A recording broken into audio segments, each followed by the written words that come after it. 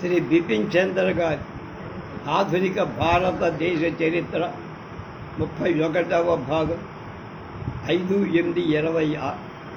భారతదేశం పొరుగు రాజ్యాలు. అప్పుడు బ్రిటిష్ పరిపాలనలో భారతదేశం తన పొరుగు దేశాలతో ఒక కొత్త నూతన ప్రాతిపదిక మీద సంబంధాలు పెంచుకొని ఇక 2 కారణాల వల్ల కలిగిన సరిహద్ద బ్రిటిష్ ఇండియా ప్రభుత్వం భారతదేశ సహజ భౌగోళిక సరిహద్దుల్లో చొచ్చుకు పోవడం, ఆధునిక ప్రయాణ సాధనాల అభివృద్ధి, దేశంలో రాజకీయ పరిపాలన సుస్థిరత ఒత్తిడి పెరిగి ఇక దేశ రక్షణకు ఆంతరంగిక సమస్యకు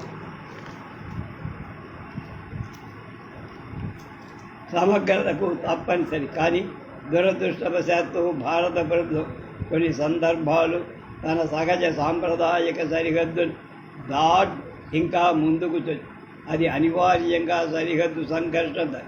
ఇక్కడ బ్రిటిష్ ఇండియా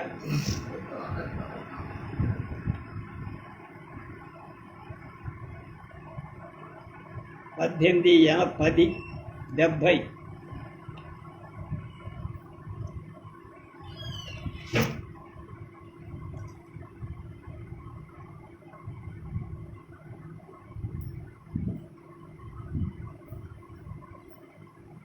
1814 నేపాల్లో 1783 గోర్ఖాలనబడే ఒక పశ్చిమ హిమాలయ తెగ జయించి గోర్ఖాలు క్రమేణా ఒక శక్తివంతమైన సైన్యాన్ని నిర్మింపచేసుకొని తూర్పున బ్రిటిష్ విజయం భారతదేశం మీద ఒక ప్రగాఢమైన ఆర్థిక ప్రభావాన్ని చూడు.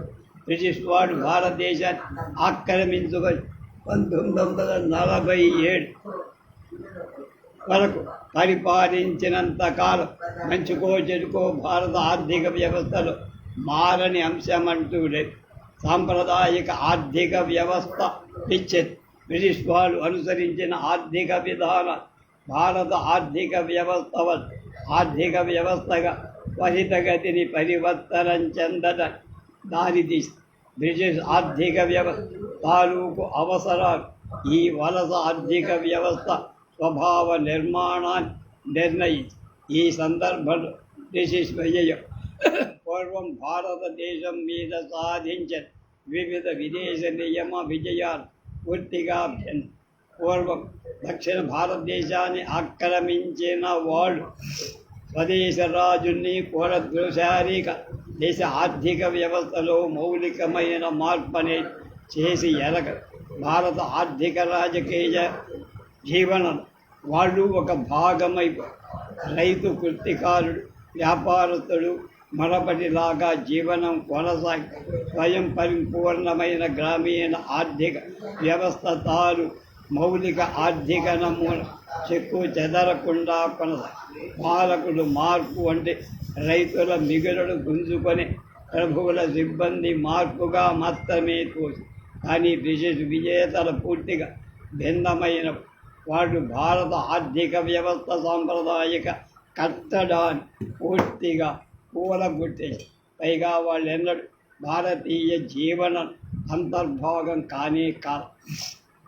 వాళ్ళే ఈ దేశంలో పరాయి వాళ్ళుగానే బిగిన ఈ దేశపు అసరులని వనరులను కొల్లగొట్టి ఈ దేశ సౌభాగ్యం మూట కట్టుకొని పోయి విదేశస్తులుగానే కొనసాగారు.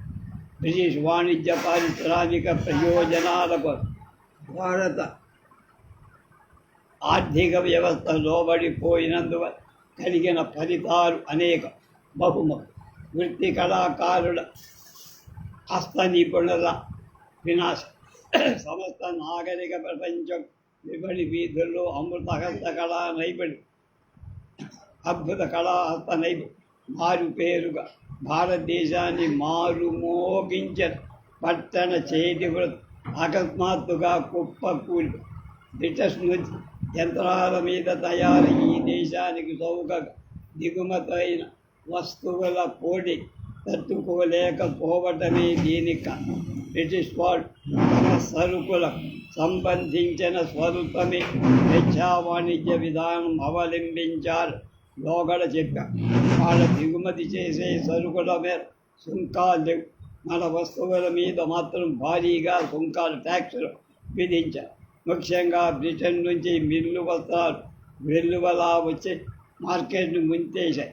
ఈ పరిస్థితిలో ఆవిరితో నడిచే యంత్రాల మీద అతి పెద్దల తయారైన వస్తువులు పురాతన పద్ధతుల ద్వారా తయారైన మన వస్తువులు పోటీకి నిలవలేకపోయి భారత పరిశ్రమల్లో ముఖ్యంగా గ్రామీణ చేతి వృత్త రైలు మార్గాల నిర్మాణంతో అతి వేగంగా అడుగంటి రైళ్లు పట్టడం వల్ల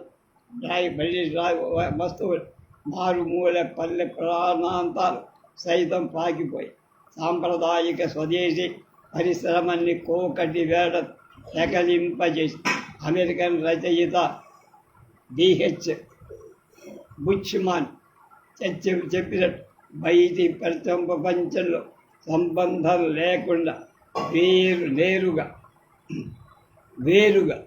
భిన్న వ్యయం సంపూర్ణ గ్రామ భవనాన్ని ఉక్కు పట్టాలు చుట్టుపడిచాయి. ఇది జీవరక్తం జారిపోయి వాటి జీవరక్తం తూలు నేత పరిశ్రమలు అన్నిటికంటా ఎక్కువగా దెబ్బతి పట్టు ఊలు నేత వస్త్రాలు అదే గతి పట్టి అలాగే ఇంకా ఇనుము కుండలు గ్లాసు కాగితం లోహాలు నౌకలు నూనె తోలు అద్దకు వగైరా పరిశ్రమలు మూతపడి విదేశీ వస్తువులు దారి ఒక్కటే కాకుండా బ్రిటిష్ విజయం వల్ల తలెత్తిన మరికొన్ని పరిణామాలు కూడా భారతీయ పరిశ్రమల పతనానికి దారి. తూర్పు ఇండియా కంపెనీ అధికారులు 18వ శతాబ్ది 2వ